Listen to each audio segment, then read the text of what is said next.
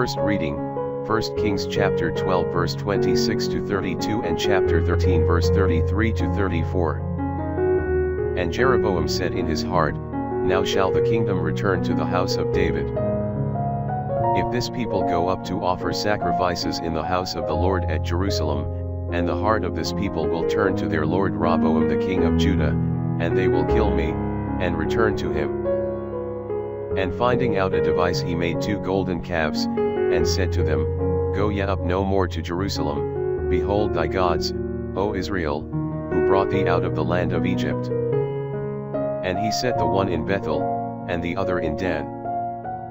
And this thing became an occasion of sin, for the people went to adore the calf as far as Dan. And he made temples in the high places, and priests of the lowest of the people, who were not of the sons of Levi. And he appointed a feast in the 8th month, on the 15th day of the month, after the manner of the feast that was celebrated in Judah.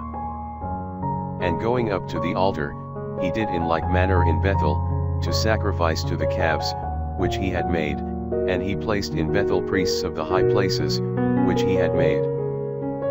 After these words Jeroboam came not back from his wicked way, but on the contrary he made of the meanest of the people priests of the high places. Whosoever would, he filled his hand, and he was made a priest of the high places. And for this cause did the house of Jeroboam sin, and was cut off and destroyed from the face of the earth. Psalms chapter 106 verse 6 to 7ab and 19 to 22.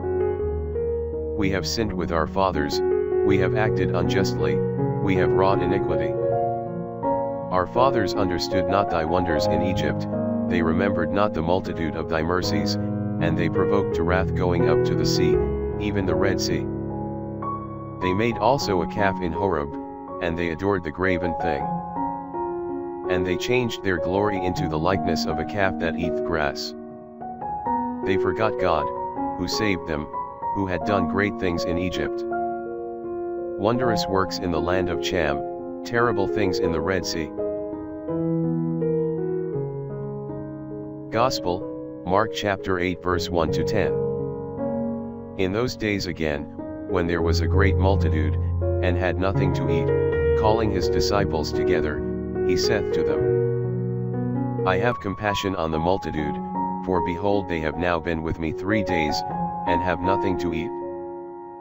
And if I shall send them away fasting to their home, they will faint in the way, for some of them came from afar off.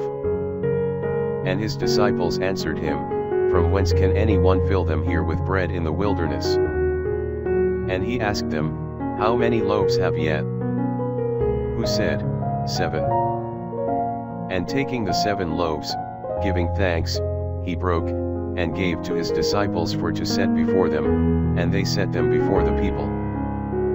And they had a few little fishes, and he blessed them, and commanded them to be set before them.